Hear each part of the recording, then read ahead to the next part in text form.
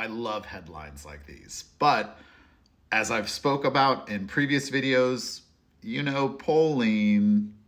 Quick update if you haven't heard, Kamala Harris is now polling ahead of Donald Trump, still within the margin of error. But this is big news because Iowa, nobody even pays attention. There are many tools that are used to disenfranchise voters, and this has been since the beginning of America.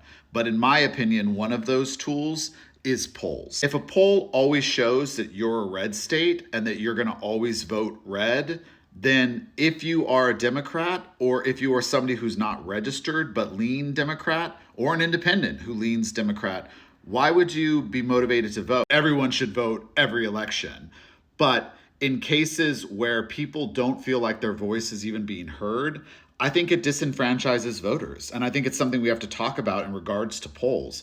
Yes, there can be science and statistics behind it, because that's what everyone said on the comments on my last video. Is like, oh, don't you know statistics? Yeah, I understand statistics. I question how these polls are being run. And I also question, 800 people being polled, and that's somehow magically accounting for 10 million people. Because it really does matter, where are you getting these people? How are you collecting this data? Are you evenly reaching out to independents, Democrats, Republicans, men, women, young, old? Are you doing that? Or is it just random and arbitrary? And what cities, what counties, what areas? Are you just texting them? Are you just calling them? Because you're not getting young people. So I truly believe in instances like Mississippi is a really good example, but there are others.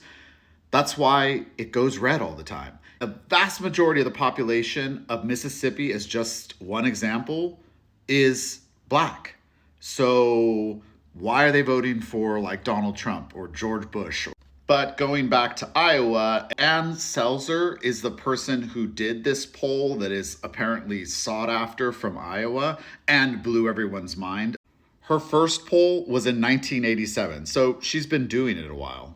Accuracy is on point. She's been correct in presidential elections, but also in congressional elections. She's like pretty much always right. She even predicted that Obama would take Iowa, and she was right, which is really good news for Kamala taking Iowa too. This brings another point up for me to say, just because you haven't been polling it or just because you haven't been talking about it doesn't mean it's not in play. Voting is voting. Voting is happening right now. It's about you voting. So if y'all go out and vote for Kamala, Kamala wins. It doesn't matter what people say on television or what the polls say. If y'all vote Kamala, guess what? Kamala's gonna win.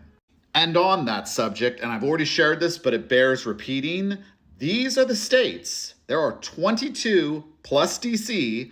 Rhode Island isn't listed here. These are the states that all allow same-day voting. And look at that. Iowa.